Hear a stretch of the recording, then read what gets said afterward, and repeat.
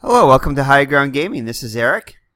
I know it's been a few days since Mr. Brodie and I have done a video since coming back from our 50th birthday celebration, in which the Red Sox beat the Cardinals in the bottom of the ninth by a score of 5-4. They went into the inning bottom of the ninth with a 4-2 deficit, and I was talking to my friend Mr. Miller, and he was rooting for the Cardinals, kind of secretly in a way, but I think he was just doing that to kind of do something different from me. But anyway, so we went to the game, and it was the bottom of the ninth inning, and I was telling him, I go, wow, this game, we've seen a lot happen in this game. We just haven't seen a home run yet. And then all of a sudden, the Red Sox got up, and Xander Bogaerts hit a solo home run to lead off the inning. So I'm like, okay, this is cool.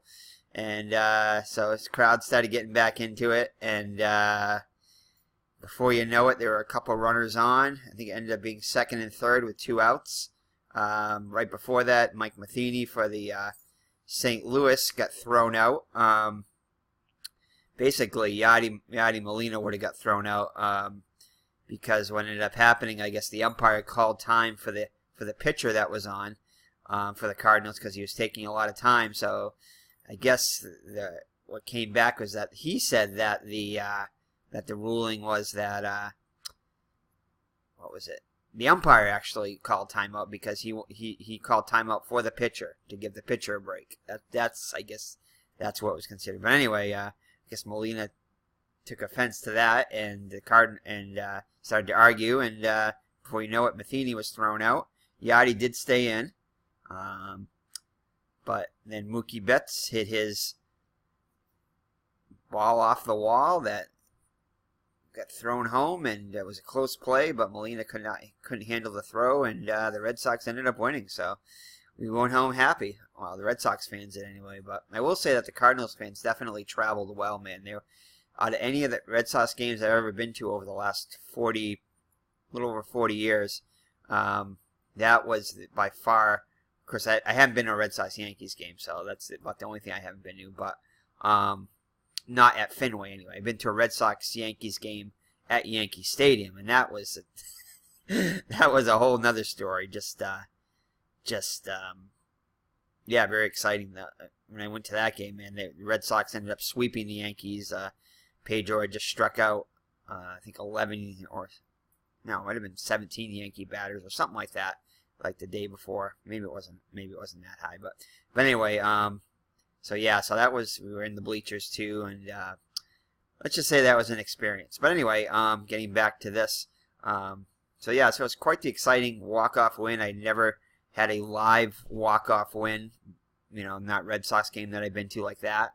So in the bottom of the ninth, so that was pretty cool. So definitely a great 50th birthday celebration, and I want to thank my friend Mr. Miller for getting tickets with me at the last minute, and everything worked out smoothly. So it was a great night, and so anyway, so yeah, I took a couple days off after that, and then yesterday on Saturday, actually maybe on Friday I decided I broke out this game right here, the Nutz Hockey, which I had gotten I want to say it was around Christmas time, but I think it was like Black Friday. I think I ordered this along with the Hoop Nuts and amongst other things, some payoff pitch stuff and some, what else? Inside pitch. I think I got an inside pitch season or two, and the basketball game and the hockey game and all that kind of stuff. But anyway, this kind of got buried and stored in the corner, this along with the Hoop Nuts, and it stayed there basically until I figured I'll break it out on my birthday. Well, that'd be a good time to do it. Didn't get to do it on my birthday, but a couple days later. But I ended up ordering the soccer nuts and the football nuts. Not really nuts. It's I think it's Dice Nuts Pro Soccer and Dice Nuts Pro Football. So wanted to try those out, but I figured after watching the videos, I figured this one would be the easiest one to learn at first. So I decided to break this one out. So anyway, so this is Nutz Dice Hockey. I like I said, watched some videos on it again by Griffin, who's been very, very kind, very responsive on the Delphi forums to get back to me when I've had any questions on this. But yeah, I mean, I played a game between I'll show you right here, between sorry for that little water stain there, the Anaheim, between Anaheim and Boston from the 2015-16 season, which it came with this. I'm probably going to end up getting a greatest teams thing. But anyway, I decided to play this game right here because they were both on the first cards that I cut out, and I wanted to play Boston, and Anaheim was on that first sheet, so I figured I'd go with them. But yeah, very exciting game. As you can see up top in the left-hand corner, it was Bruins had the 3-2 lead at the end of the first, then 2 goals in the second for each team. And then I thought, for some reason, I thought the game was tied and then Anaheim scored. So I got to the end and I'm like, Anaheim won. But then I added it up and it was like 5-5. I'm like, oh, good, we get some overtime.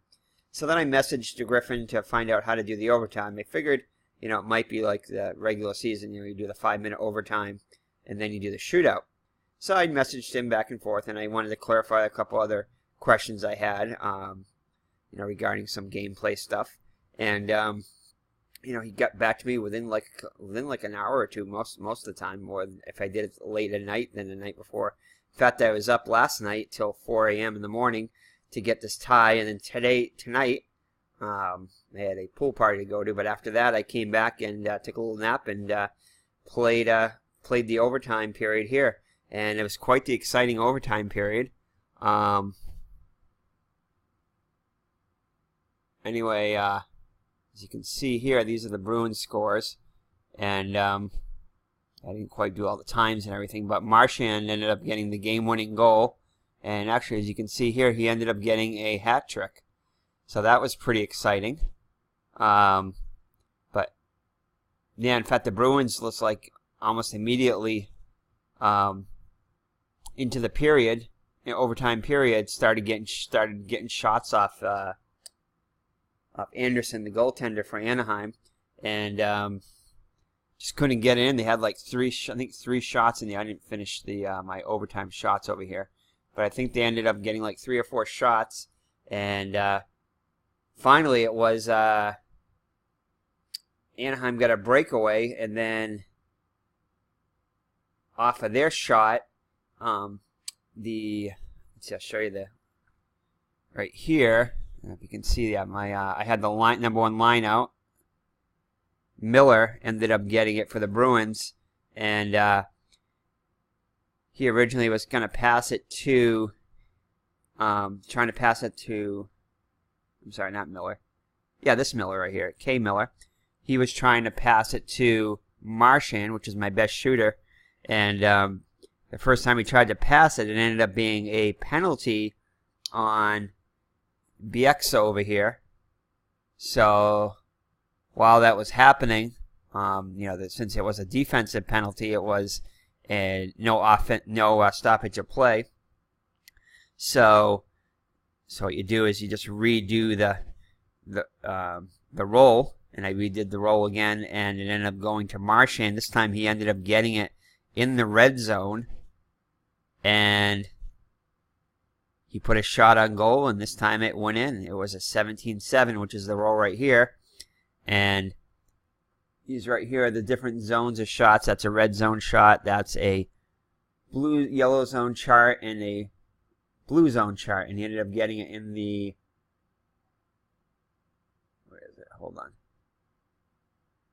No, I'm sorry. It was a red zone shot. He initially had a red zone shot.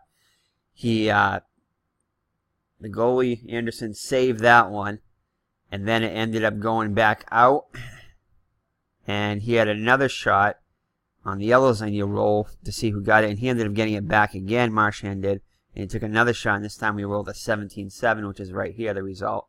And that 17-7, well, there was an adjustment since he has a shot of +5. Anyway, I don't want to get too much into it because I haven't really gone over the mechanics, but let's just say that he had an adjustment of of 1 on this roll. You go down here with the 17 and over here into that green area, and anything in the green area right there is a goal. So he ended up scoring a goal for the game-winning goal. So that was pretty exciting. But anyway, yeah, I'm gonna give a full like kind of a review. But once I play a few more games, get a whole game down on there, and now that I get it set up here with this camera, I'll probably start doing some baseball and some other sports as I do them. I definitely want to do some payoff pitch.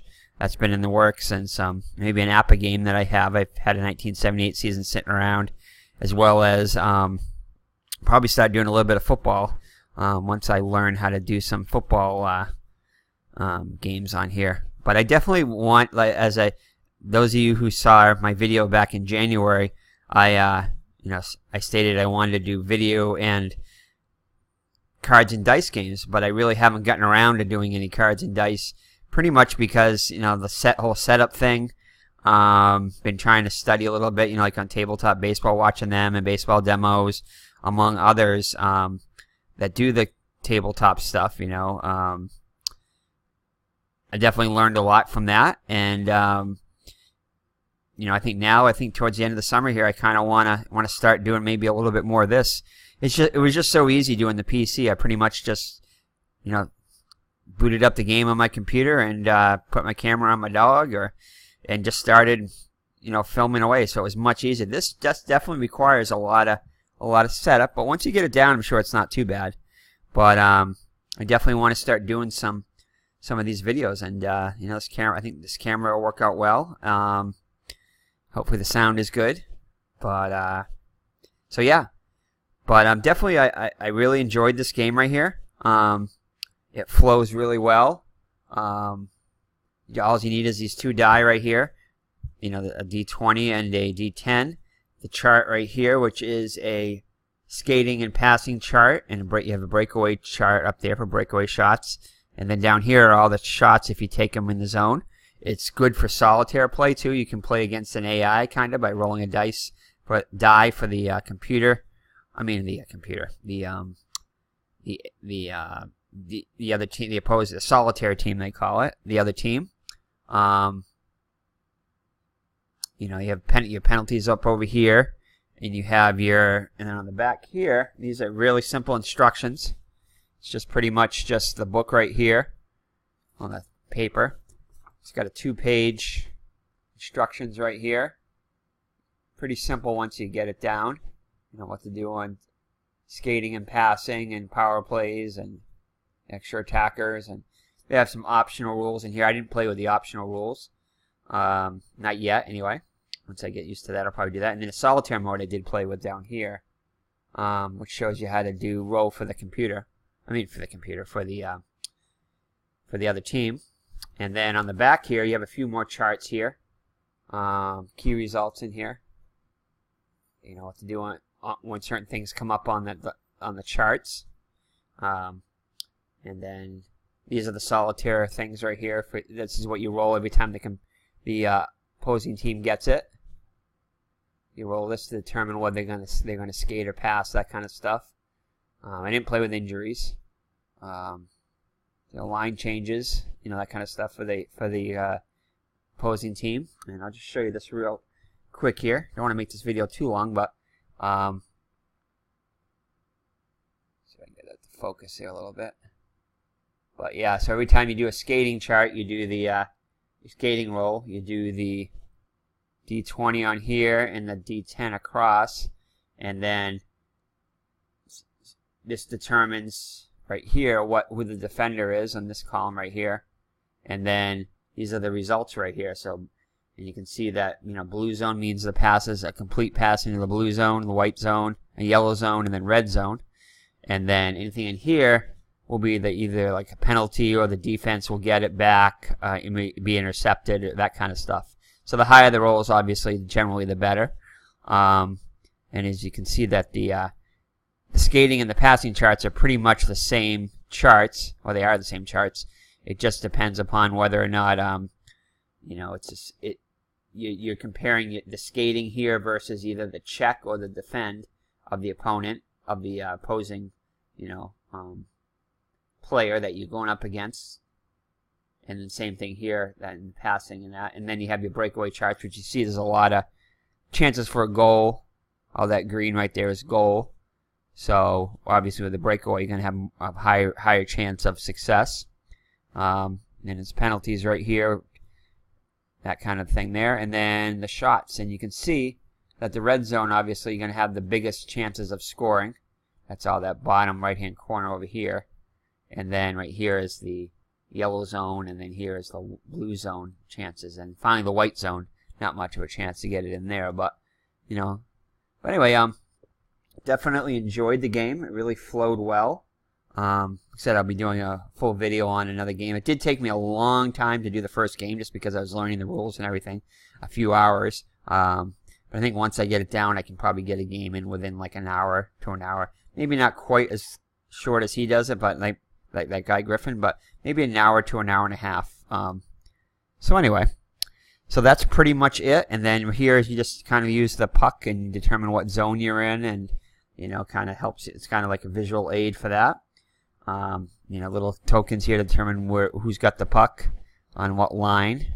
But the whole team is on one line, is on one sheet right here. So this is like your whole team right here. That's all Anaheim right there. So that's kind of cool, not in the individual cards. I kind of like the whole team card concept. Makes it a little easier to. These I just printed out, and well, actually these is how they came in like a sheet of 3, and I cut them up.